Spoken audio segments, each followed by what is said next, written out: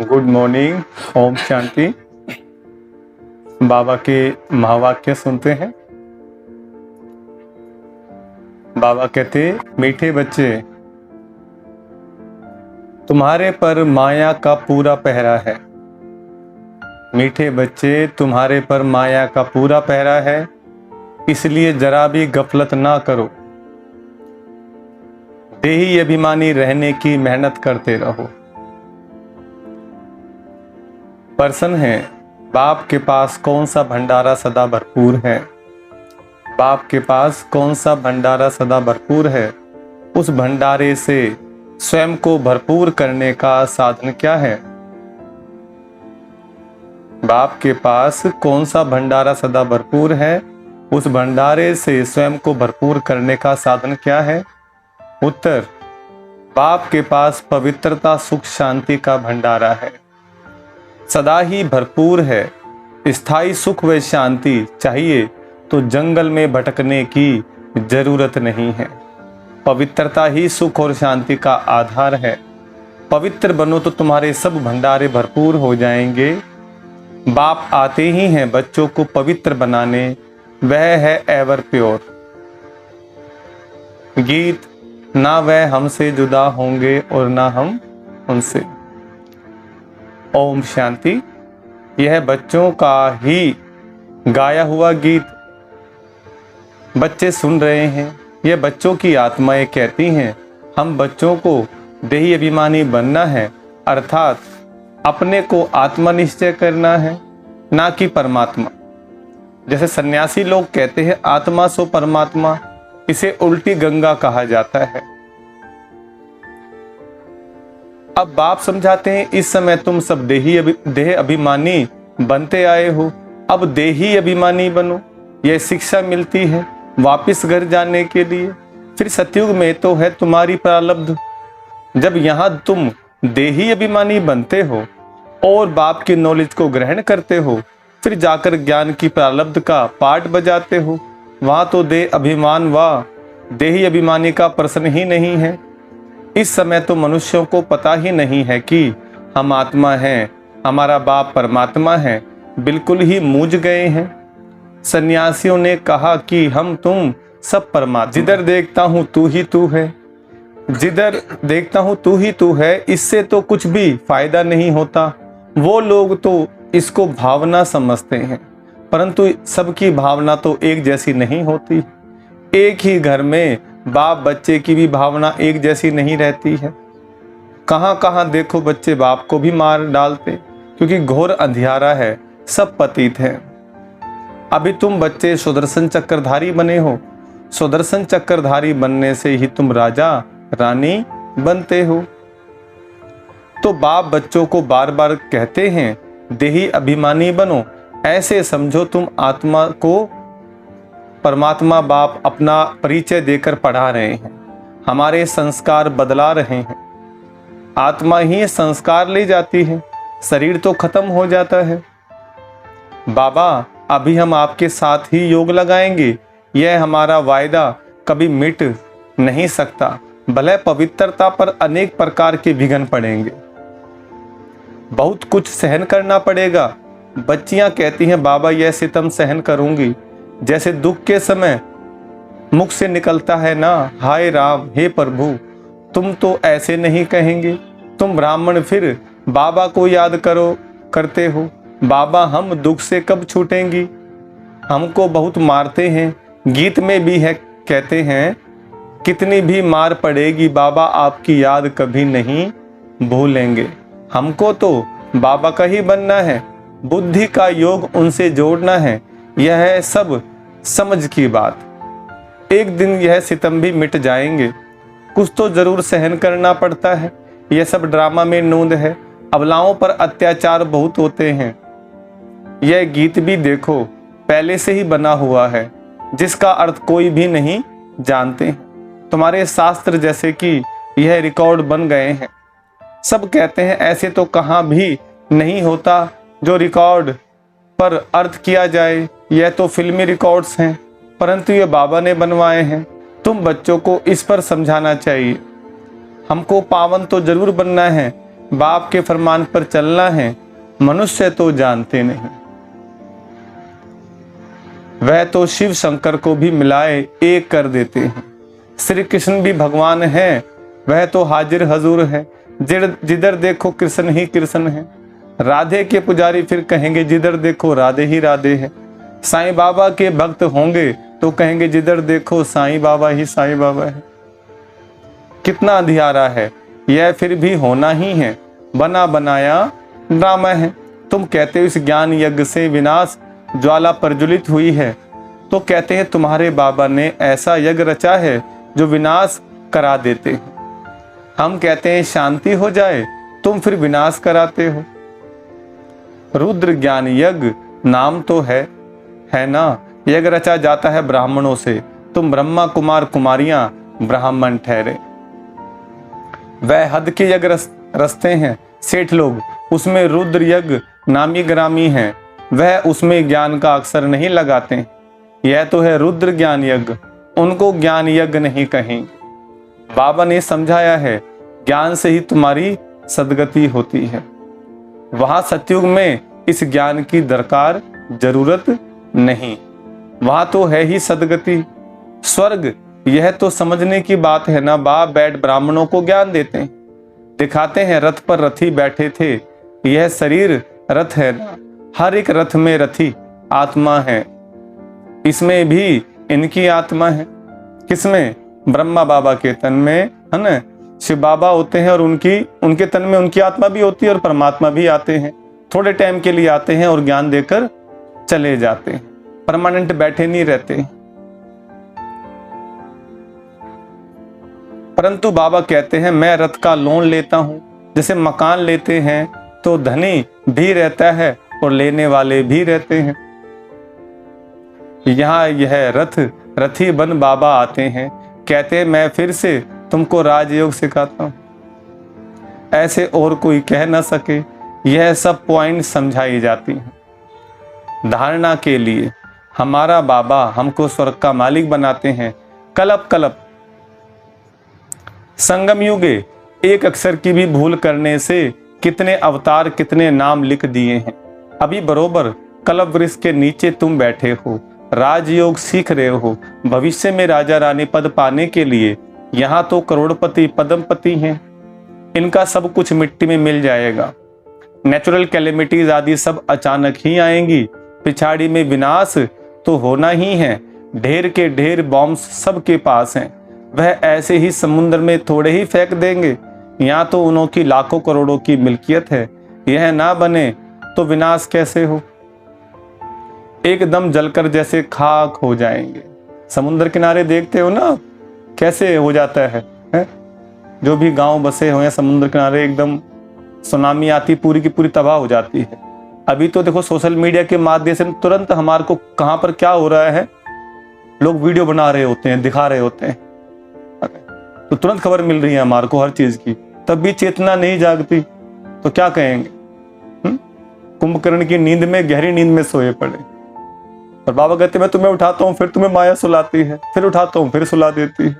तो इसलिए बाबा बार बार रोज हमें उठा रहे। बाबा कह रहे हैं एकदम जलकर जैसे खाक हो जाएंगे, ऐसे नहीं जख्मी होकर दुख भोगते रहेंगे। चीज ही ऐसी बनती है जो फट से खल्लास हो जाएंगे। तो एक धर्म की स्थापना और अनेक धर्मों का विनाश, यह तो क्लियर है। ब्रह्मा द्वारा स्वर्ग की स्थापना कर रहे हैं, स्वर्ग में रहने वालों को लायक बना रहे हैं। पवित्र बनने वालों के आगे सब नमन करते हैं। अब बाप भी कहते हैं पवित्र बनो, अभी तुम्हारी आत्मा के पंख टूटे हुए हैं, तुम उड़ेंगे जैसे। जितना ज्ञान योग बल की धारणा करेंगे तो पंख आ जाएंगे। राजधानी लेना कोई मासी का घर नहीं है, देवी देवता बनना कोई मासी का घर नहीं। मुख्य बात है अहम आत्मा, यह है मेरा शरीर, अहम आत्मा है। अहम आत्मा ही शांत स्वरूप, शांति के लिए धक्का खाने की दरकार नहीं है। अपने आप को आत्मा निश्चय कर बाबा से योग लगाना है। एक कहानी बताते हैं ना, रानी के गले में हार पड़ा था लेकिन वह बाहर में ढूंढ रही थी। तुम रानियां हो, शांति के लिए जंगलों में जाने की दरकार नहीं, यहाँ तो है ही माया का राज्य, यहाँ शांति हो नहीं सकती। कोई कहते हैं हमको फलाने से शांति मिली, परंतु वह तो है अल्पकाल कागविष्टा समान। सुख अथवा शांति हमको तो अविनाशी चाहिए ना। तुम बच्चों को चाहिए स्थायी शांति, पवित्रता से शांति सुख जितना चाहिए उतना लो। शिव बाबा का भंडारा है ना, जो एवर पवित्र है वही आकर सबको पावन बनाते हैं। सन्यासी तो समझते हैं आत्मा निर्लेप है, बाकी शरीर पर पाप लगता है। तो अब तुम बच्चे जानते हो बाप है स्वर्ग की स्थापना करने वाला। यथार्थ रीति समझाने से समझेंगे कि बरोबर इन्हों को पढ़ाने वाला तो परमपिता परमात्मा है, जिसको ही पतित पावन सदगति दाता कहा जाता है। सभी को दुर्गति से सदगति में ले जाते हैं। सदगति तो बाप ही करेंगे ना, उनको कहा ही जाता है सदगति दाता, दुर्गति दाता तो नहीं कहेंगे। माँ बाप मान लो कोई शिक्षा दे रहे हैं बच्चों के भले के लिए, अब वो शिक्षा को नहीं मानेंगे, दुर्गति तो अपने आप ही हो जाएगी। दुर्गति माँ बाप नहीं कर रहे हैं, अपनी समझ के हिसाब से माँ बाप बच्चों का भला ही चाहते हैं। जब हम कितने भी गिरावट में आ जाए, मनुष्य अपने बच्चों का भला ही सोचता है जहां तक, लेकिन परमपिता परमात्मा कैसे फिर उल्टा सोच सकता है। हम उन पर इल्जाम लगाते हैं भगवान दुख देता है? दुर्गति कर दी भगवान ने। तो परमात्मा कहते हैं मेरे बच्चे मैं तो श्रीमत देता हूं, तुम नहीं चलोगे दुर्गति तो अपने आप ही हो जाएगी, और हुई पड़ी है। पतित पावन कहेंगे, फिर पतित कौन बनाते हैं यह भी कोई नहीं जानते। बाप कहते हैं तुम वाम मार्ग में गिरते हो तो रावण की प्रवेशता हो जाती है, शैतान की प्रवेशता हो जाती है। मंदिर में बड़े बड़े काले चित्र राधे कृष्ण के रखे हैं, नाम ही रखा है श्याम सुंदर। माया बनाती है श्याम सांवरा काला, और बाबा बनाते हैं सुंदर गोरा। सतयुग में सुंदर था, फिर कलयुग में माया सर्प ने डसकर काला कर दिया। अब कहाँ की बात कहाँ ले गए हैं, मनुष्यों को कुछ भी पता नहीं है। बाप रचयिता और रचना का किसको पता नहीं है। बाप बच्चों को समझाते हैं बच्चे खबरदार रहना, माया बड़ी कड़ी है। इस समय तो तमो प्रधान है, किसको भी पछाड़ने में देरी नहीं करती, एकदम नाक से पकड़कर गिरा देती है यह युद्ध स्थल। इसलिए बाबा बार बार समझाते हैं तुम अपना कल्याण चाहो तो देही अभिमानी बनो, अपने को आत्मा समझ बाप को याद करो तो अंतमति सो गति हो जाएगी। सब संस्कार सामने खड़े हो जाते हैं। अनेक जन्मों के पाप विनाश करने में टाइम लगता है, तुम्हारा अंत तक पुरुषार्थ चलता है। पहली बात है देही अभिमानी बनना। परमात्मा बाप हम आत्माओं को पढ़ाकर आप समान बना रहे हैं, माना भगवान भगवती बना रहे हैं। बैरिस्टर जरूर आप समान बैरिस्टर बनाएगा। फिर है पुरुषार्थ पर मदार। कोई बैरिस्टर तो एक ही केस में लाख रुपया भी कमाते हैं। अब तुम बच्चों को बाप कहते कि पुरुषार्थ कर ऊंच पद पाओ, यहाँ के पदमपति तो सब खाक में मिल जाएंगे।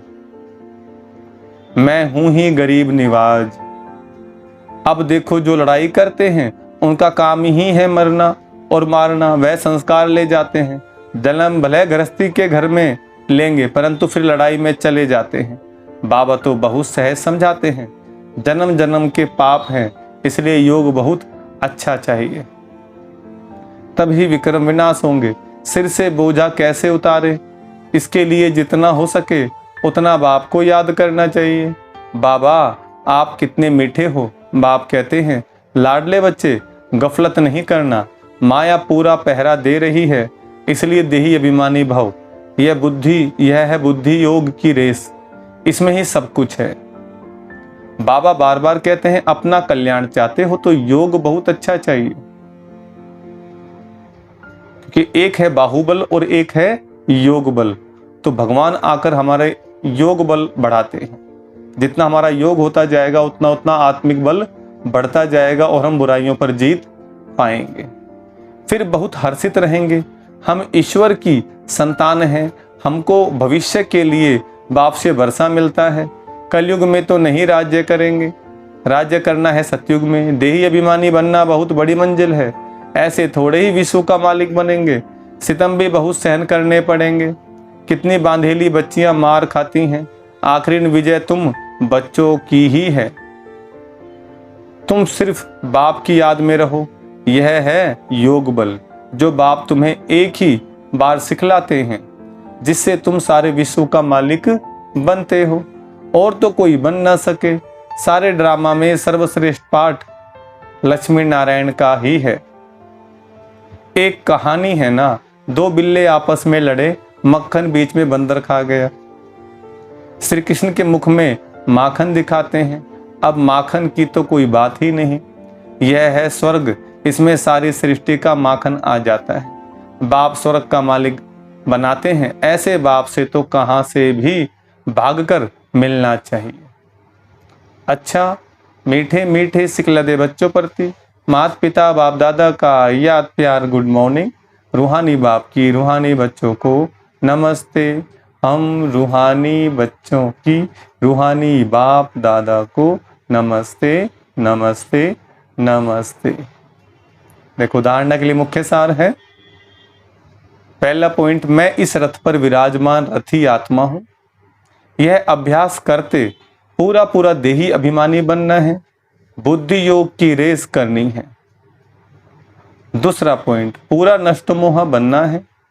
इस अंतिम जन्म में सितम सहन करते भी पावन जरूर बनना है। वरदान है, नथिंग न्यू की स्मृति से, नथिंग न्यू की स्मृति से सब प्रश्नों को समाप्त कर बिंदी लगाने वाले अचल अडोल भव। नथिंग न्यू का मतलब कुछ भी नया नहीं है, पहले भी हो चुका है, अब दोबारा। पहले विजय बने थे, अब विजयी बन रहे हैं और बनेंगे ही।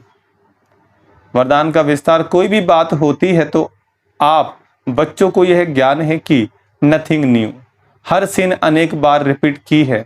नथिंग न्यू की स्मृति से कभी भी हलचल में नहीं आ सकते, सदा ही अचल अडोल रहेंगे। कोई नई बात होती है तो आश्चर्य से निकलता है, यह क्या, ऐसे होता है क्या। लेकिन नथिंग न्यू तो क्या, क्यों का क्वेश्चन नहीं, फुल स्टॉप आ जाता है। ऐसे हर दृश्य को देखते बिंदी लगाते चलो तो हाय हाय में भी वाह वाह के गीत गाते रहेंगे।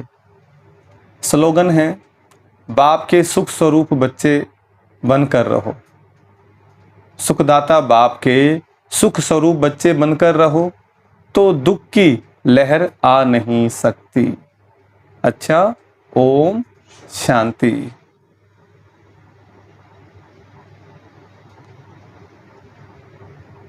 वाणी का सार, मीठे बच्चे, तुम्हारे पर माया का पूरा पहरा है, इसलिए जरा भी गफलत ना करो, देही अभिमानी रहने की मेहनत करते रहो। प्रश्न है, बाप के पास कौन सा भंडारा सदा भरपूर है, उस भंडारे से स्वयं को भरपूर करने का साधन क्या है। उत्तर, बाप के पास पवित्रता सुख शांति का भंडारा सदा ही भरपूर है। स्थायी सुख व शांति चाहिए तो जंगल में भटकने की जरूरत नहीं है।